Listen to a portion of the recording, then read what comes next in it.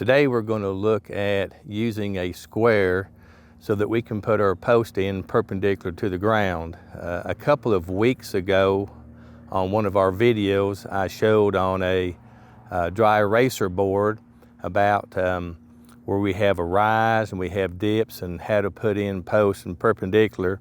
But we've had several comments on our YouTube channel, and some folks have asked, how they would like to see it demonstrated out in the field. So the first thing I want to show you is the square that we use.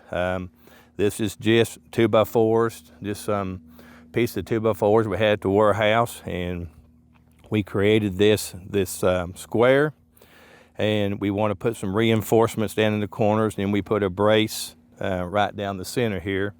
So that's just a very simple square that you can make just from recycled lumber, anything around the farm that you might have.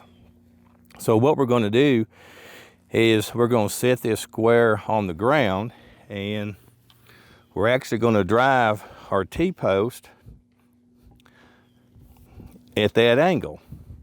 So that would make our T-post perpendicular with our ground. Then when our wire's put on here, our wire will be it'll be run through the hole, and it'll be perpendicular. It'll create a 90-degree angle right here.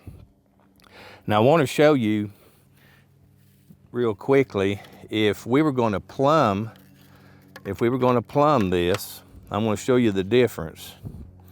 If we were going to make this post plumb, it would be at that angle right there versus this angle right here.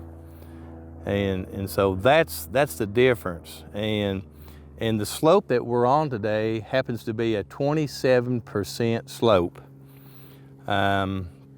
So that would make it a little bit difficult to thread your wire through the hole and as you're going on up the hill. Now, this morning we marked our spacing on the post, and all these posts were put in this morning, and we just left one out here so that I can demonstrate. So there would be plumb. And then what we do is we just take and put this T-post right in the corner, or actually put the square in the corner of the T-post right here so that it's a good angle. We want to make sure this front side right here is plumb. So, you can take your level, and we see right there it's plumb. So we get it really close, and the only thing we're going to do now is take a 4-pound hammer and drive this post in the ground.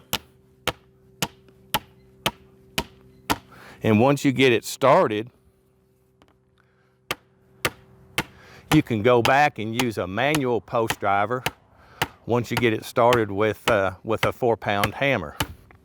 Or you can just go ahead and drive it all the way in. Such as the situation here, the ground is in pretty good condition to where we can drive this post all the way down to the right proper depth.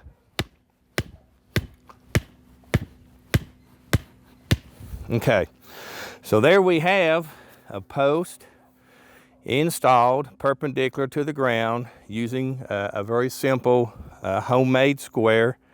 And the backside here is plumb with the rest of the post going on up the hill. So I hope that this helps in some of the questions and comments that we got a couple weeks ago.